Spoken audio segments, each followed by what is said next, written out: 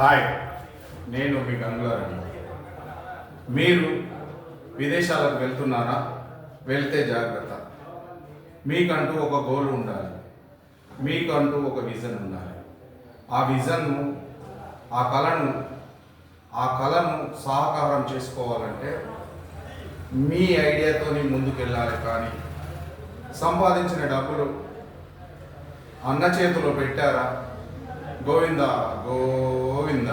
నాకు జరిగిన సంఘటన చెప్తున్నాను. నేను 23 సంవత్సరాలకు దుబాయ్కి పోయాను, కువైట్ పోయాను, ఖత్తర్ పోయాను, అన్ని దేశాలు తిరిగాను. కానీ సంపాదించిన డబ్బులు మొత్తం మా అన్న చేతిలో పెట్టాను. ఎందుకు పెట్టామని అడగచ్చు. నేను పోయే ముందు మా అన్న వదిన ఇద్దరు గొడవ పడ్డారు. ఆ గొడవలో మా అన్న మా వదిన మీద చేసుకున్నాడు. నా తమ్ముడు నిప్పు, నా తమ్ముడు నా మాటనే వింటాడు అన్నాడు. నీ తమ్ముడు నీకు డబ్బులు పంపడని ఆమె, పంపుతాడని ఈయనే.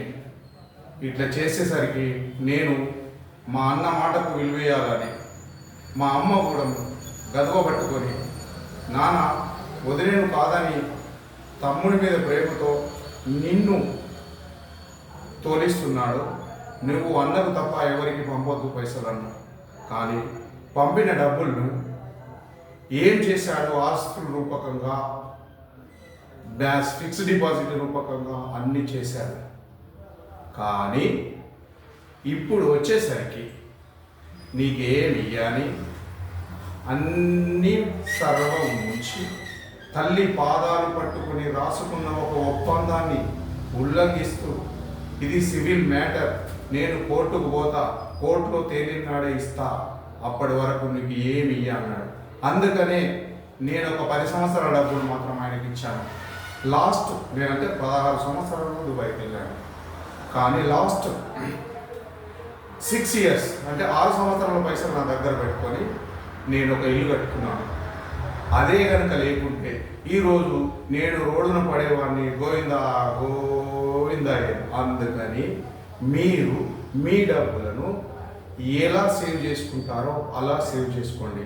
అన్నకు కానీ ఎవరికి కానీ ఎంతవరకు ఇవ్వాలో అదే లింకులో ఉన్నది. అయితేనే ప్రేమలు ఉంటాయి. ఈరోజు శత్రువు లెక్క మెదులుతుండు, ఇయ్యాని ఇంట్లో పండుకుంటుండు. సిఐ దగ్గరికి పోని, ఎస్ఐ దగ్గరికి పోని, ఇది సివిల్ మ్యాటర్ అని ఇంట్లో పండుకుంటుండు.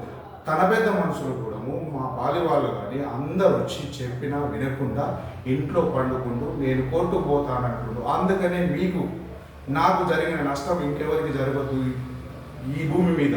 అందుకనే అన్నను నమ్మకండి, ఉన్నది అమ్మకండి.